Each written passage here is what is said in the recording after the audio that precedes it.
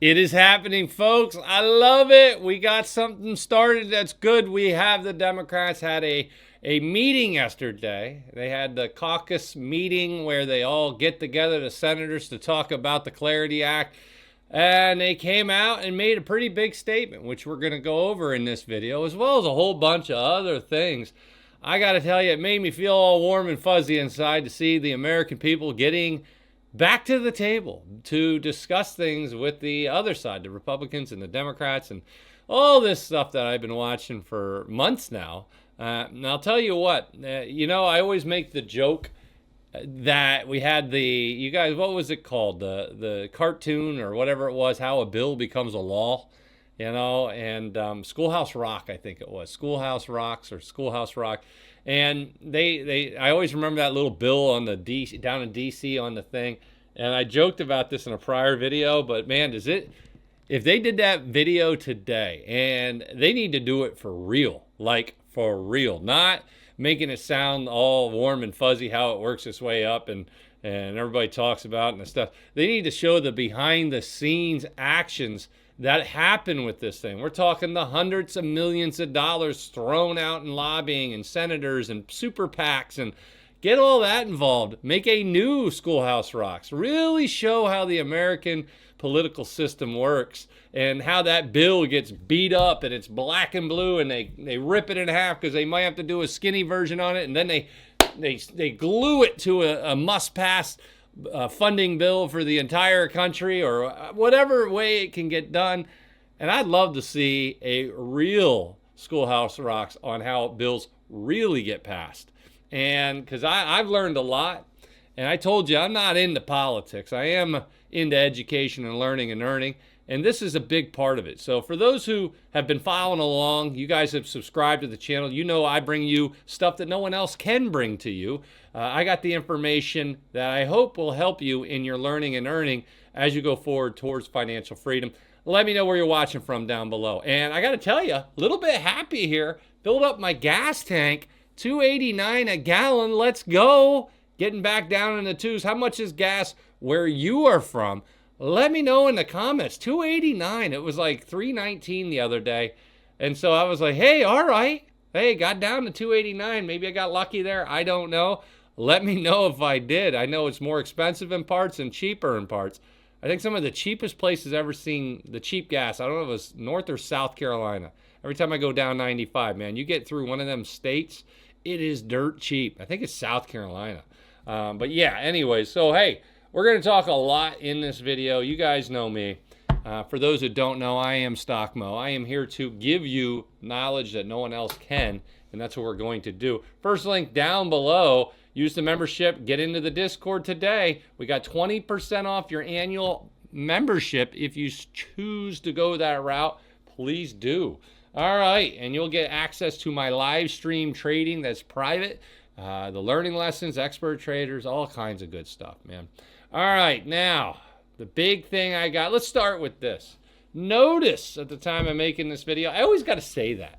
I always got to say, hey, at the time of making this video, because I could get done and 5 minutes later, this thing's at 80 or it's down to 40. Now, we have seen for days now, we're up here around 69%. And that shows me that the smart money thinks this is going to get done. Now, do I think it's going to get done by April 3rd? I don't think so. I thought it would take a little bit longer. It could. It really could. They could force this thing and say, hey, look, we're moving on. The OCC's dropping stuff. There's all kinds of stuff going on, and we need to talk about that. I know it's a lot of people want to discuss these things. We got the fear and greed. We're going to talk about that too. Let's just get that out there. You guys know I definitely like using this as a tool for investing, and I use this for the stocks as well. We have the fear and greed index for stocks and equities.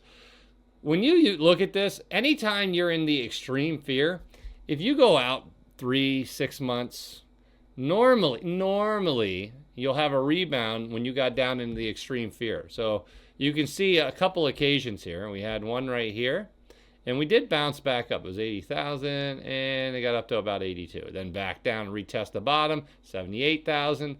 Then we ran all the way up to 104,000.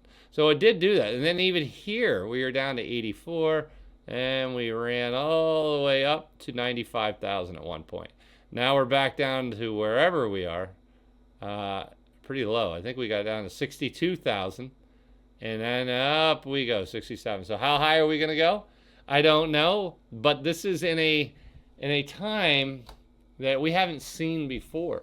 This is where I was reading that we were 2.88 standard deviations away from the mean, the 200-day moving average, which was massive, a massive move. Which, you know, I always tell people the old stats thing. 99.7% of all values lie within 3 standard deviations. So we're almost at that massive move outside of that. It's very, very rare. Let's just say this. In other words, we usually go back to the mean. A rebound in price seems to be coming, and I think it's going to be violent. You guys heard what I just said. I think it's going to be a violent upward movement just because of how far away we are and how oversold we got. The bears pummeled us. Congratulations, Bear. Old Yogi Bear out there doing his thing. Hey, boo-boo, get some picnic baskets. You know, and Ranger Rick and all them. For anybody who's my age, you remember that cartoon. You should really like that one. But I think that was Jellystone, right? The Jellystone Park. But yeah, you guys see the fear and greed index there and what's going on and how I'm watching it. But we got a lot to talk about in this video. Now I'm going to pull up the one thing I'm watching right here, behind closed doors. I got my notes with me. Behind the closed doors today, I made a little note. Talk about the olive branch. Now, what do I mean by that? Folks, the Democrats went behind closed doors today. They had a caucus meeting, and that was yesterday morning, I should say, not today. Yesterday morning. I'm getting my days confused. Yesterday morning, they had that, and they wanted to make sure they could align with the OCC's Genius Act rule, which was released yesterday as well. Now, for those who don't know what OCC is, let me help you out. It's the Office of the Comptroller of the Currency. And they rolled out a fat 376-page rule today, known as Bulletin 2026-3, regarding stablecoin capital floors. You want to know about bureaucracy? The Clarity Act came in for the entire structure of crypto at 276 pages. The OCC came out with their Genius Act rule, which rolled in at 376 pages. Man, oh man, oh man. So anyways, when they did release this, there was a lot of talk. And of course, you're going to have the Democrats met, like I told you yesterday. Several moderate Democrats, they've been holding out on that stablecoin, the yield thing, how the banks don't want crypto to have yields, zero, nothing. We want a monopoly, and we're going to get those who support our monopoly, the moderate Democrats, to back us, and we're going to try to get everything we can from the crypto industry so they can't compete with us, and we got a monopoly, and we can pay 0.1% to the working people of this country and then charge them 8 to 10% interest when they want a loan. In other words, your money doesn't even keep up with inflation. That's wrong. And anybody that takes that side and says, no, it's okay, it's not maximize shareholder wealth over the people of the country.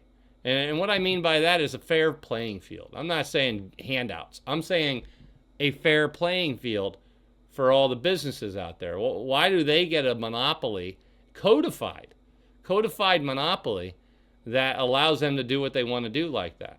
Well, because they got a super PAC. They got these PACs. They spent $100 million in the last year on lobbying. And I don't even know what they spent this year so far. It has to be a ton, because you know how heated this is right now. And all that, man, it just drives me nuts. It drives me nuts. This is the Clarity Act. Well, let's talk about the Genius Act, because all we're talking about right now is an amendment for the Genius Act. This should have been handled. The yields should have been handled outside of this. But no, they drug it in. And now you see this where, oh, why don't we have clarity? Clarity should have been the easiest thing ever to do for this government. Everybody could have agreed on this. Nope, you had poison pills thrown in. You had all kinds of things thrown in from the Democrats were trying to stall it. They threw in the poison pills, the ethics, the AML, all these things. But now we get to a point, and it's been stalled. It's been stalled. But yesterday, several of the moderate Democrats who have not, they've been holding out because of the issue, that they are now willing to accept that OCC's, the 376-page rule today, that they are willing to accept that. Rebuttal presumption language. There you go. Now, if that is the case, and we had the biggest stablecoin blockage, basically we can't go forward until we get this stablecoin thing figured out. If this is it, remember they want March 1st done. We are on, what is it today, the 27th? Yeah, 27th, wow. February 27th, we only got a couple days left. What, 2 days? And we're on March 1st at that point. So at that point, we need a deal. So now they come back to the table. They're willing to do high-level negotiations with the Republicans again. And that is what we are watching. The March 1st catalyst, only a couple, basically 2 days left. Are we going to get it done? And I think it's going to get nasty down there. Clear your calendar for the weekend, boys. We're working. We are working. So I want to go over a few things. We got a lot of things to cover. Let's take a look at XRP at the time of me making this video. Now, I will tell you that I have one thing I'm looking for. I shared this yesterday. I'm going to share it again. At the time of making this video, this is where I'm at. I am looking for this candle to grow a beautiful green pepper. Something like this would be nice. But all I'm looking for is to finish, let me put it right there, boom, above that line. If we finish above this line, we set up what I call the Stockmo Trio. This thing is a beautiful setup I play all the time, and it's very, very powerful. If we can get this line to finish anywhere above, basically, what is that? What do we got right here? Let's put that right there. About 140. Is that 143? About 143. We get above that 143, get up to about 144, 145 right here, and that candle closes at 7 p.m. today. That gets beautiful. That's a nice setup where we can run, and I would expect to go back up and retest 151. If we kind of stay right around these parts here and we don't drop below the 5, we're all right. If we do finish below the 5, I do expect to come back down and retest that 134. Now, there's your update on the technical analysis for XRP. My XRP price prediction I just gave you on these two. If we get any kind of announcement today, say from Senator Scott, that they're down there working as we speak, maybe they come up with a deal. Maybe there's backroom haggling that finally gets across the finish line. Well, then you're going to see this thing explode higher. Explode higher. This is going to go through this 151, and you're going to retest some of these lines right here. You see how we went all the way up to like 167? You're going to see open skies up to there again. And especially if they have an agreement that they're going to vote. And what do I mean by that? Senator Scott has to release the manager's amendment, basically the Clarity Act, a new V3, if you will. And he has to schedule a markup. And the markup is where the committee goes ahead and meets to vote it out of committee. And he would not do that markup vote unless he has the votes from the moderate Democrats. Now, they just put out that beautiful olive branch. What is an olive branch? I don't got olive trees around here. I got an orange tree in my house or my office here, and I got a lemon tree, and I got 3 lemons growing on it and 3 oranges growing on it. So I got 6 citrus fruit in my office right here growing. And I got to tell you, the orange tree is killing it. This thing's getting huge in my office. Like, it's big. The lemon tree, not so much. It's okay. But I just give you an update there. I know some of you don't care, but we'll continue. That's what I do. So yeah, the olive branch has been dropped. I'm waiting. You guys know I am stacked with XRP. Is it going to pay off? Is it going to bite me? I don't know. I got to tell you, I see the 69% that they have on Clarity Act over on Polymarket. My opinion, that's too low. I actually have it by June, the end of June. I have my odds at 84% now, solid. 84%. Now it changes daily with the updates and everything. It jumped to 84% with the Democrats coming back to the table. That was big. That's big. And they want to be a part of this process. I think, more importantly, I think they got the calls from all of us. All of us. And you could be a Republican or a Democrat. It does not matter. You are here for crypto. If you're watching this, you're pro-crypto. And in that pro-crypto stance, you're looking to get the Clarity Act across the finish line. You need to call the Democrat senators on the banking committee. You need to Google it. Which ones are they? Take 2 minutes. Google it. And find out what Democrat senators are on the banking committee. I know we got Senator Elizabeth Warren. I know we got Senator Warner, and he had the AML, the anti-money laundering issues. So, and she had the whole ethics thing.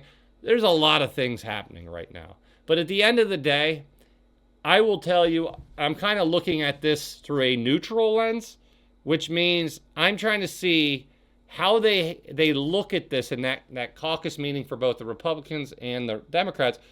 If this fails, with the national security on the line, the United States dollar on the line, the OCC putting all that research and money and effort into their guidance, and at the end of the day, they vote it down. If they vote it down or try to kill it by stalling, that was one tactic I was told a long time ago, and it was. I saw everything I was told happened, and it was amazing. But then the super PACs, these PACs, are coming out for crypto saying, we're watching. You go ahead and stall this. This doesn't get voted on by spring. We're throwing all the money against all your candidates. And I saw a new crypto PAC pop up, and I forget the name of the guy who's doing it, but it was big. I don't know if it was Horowitz or one of them guys dealing with that. Fact check it, get out there. I can't remember off the top of my head, but they started a new PAC for crypto, which was $100 million in there now. Plus, we already had the other PAC. We're talking close to 300 million. And if I think, and I'll put it this way, if they crush this, I will tell you, all us YouTubers will help these PACs out there in terms of getting what they need to help crypto grow. Because this isn't right to see the banks lobbying, throwing that 100 million, and here we are sitting on the sideline. It's like, what is it? The just horrible. It's like I always think the bad news Bears, man, playing the Yankees or something like that. We're the bad news Bears, man. Give us a shot. Let's go. Oh man, yeah. So we'll see how it goes. We'll see how it goes. Anyways, I think the conversation behind those doors for the Democrats was, we need to actively be a part of this, because if we get to the midterms, crypto is going to be a massive, massive part of the elections. And if you have 70% of Americans owning some kind of crypto, and crypto collapses because you killed or stalled the Clarity Act, 70% of Americans are going to be angry at you because you took their money away. You took the chance for institutions to get involved with trillions on the sidelines. We heard this already from government officials. And you said, no, we don't want retail to win. And that's Wall Street versus Main Street. You chose Wall Street if you vote against this bill. That's what you did. And so I am watching this, and I will be reporting on this. And that goes for both sides, Republicans and Democrats. I heard a few little birdies told me there might be a few Republicans who are not for it. Well, don't think they're going to get out of this either. We want to have clarity. Commodity, security, SEC, CFTC. We want we want this thing to start growing. And I'll say it again. Don't let perfect get in the way of a good bill. I know everybody wants a perfect bill. We can do amendments as we go forward. Things can be changed. Anything we don't like in this, we continue to battle and get those in Congress who are willing to fight for what we want.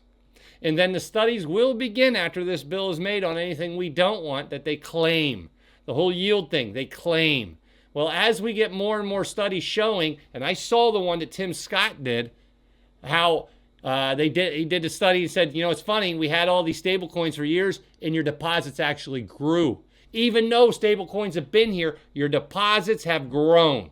So your argument of the withdrawal is mute. Doesn't make sense. You keep saying stable coins are going to make this massive withdrawal. It hasn't. You're actually been going up in your deposits. So how's that work? How do you sit there and come to the table and say, we're going to lose everything? They're already here. Billions and billions and billions. And you're saying they're going to go backwards. You haven't.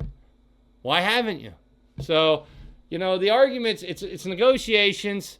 It's left versus right. Banks are with the Democrats. The Republicans are with crypto. It's that simple.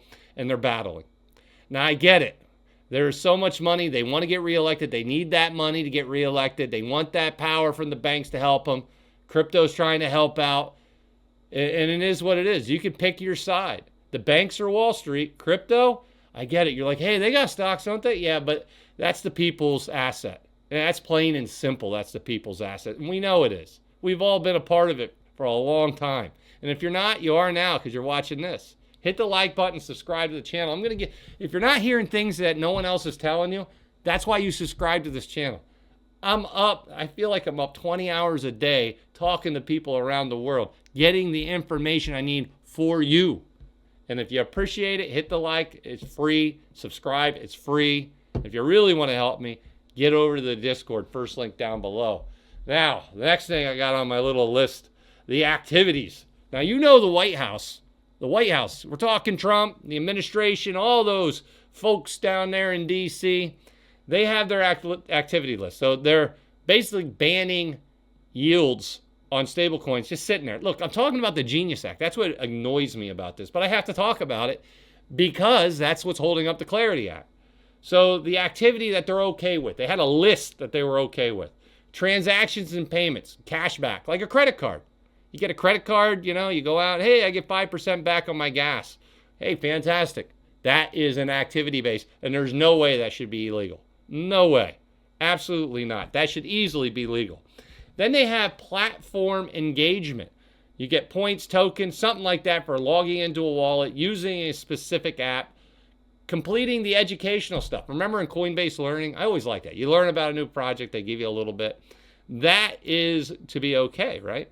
Liquidity provision, providing your stable coins as collateral or liquidity in a DeFi protocol. This is considered work for the network, not passive holding. Staking in governance. Now, this is big. Hey, look at me, Ethereum folks. I'm big on Ethereum.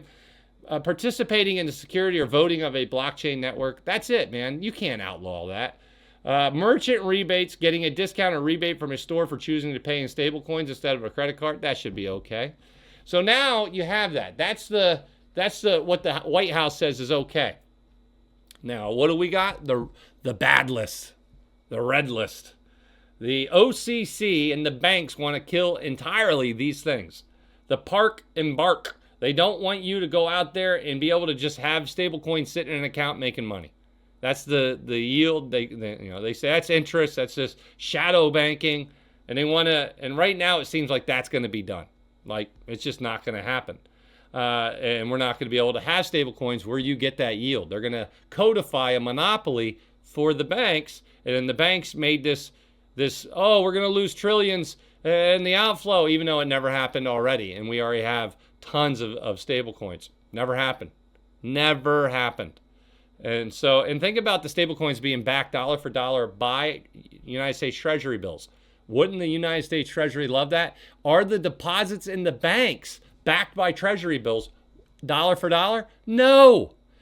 Think about it. The government would love to have all the stable coins, even if it went into $1 trillion, trillions of dollars, backed dollar for dollar by Treasury bills. The demand would absolutely keep the cost low, and the government would do great. Now, they're going to ban that. They're going to say, nope, you can't get yield off your stable coins. So that's going to take trillions, according to the bank, $6 trillion away from the government. In using that $6 trillion that the banks keep saying, even though we already have a short test with all the stable coins now, and their deposits went higher. And so their argument to me doesn't make sense.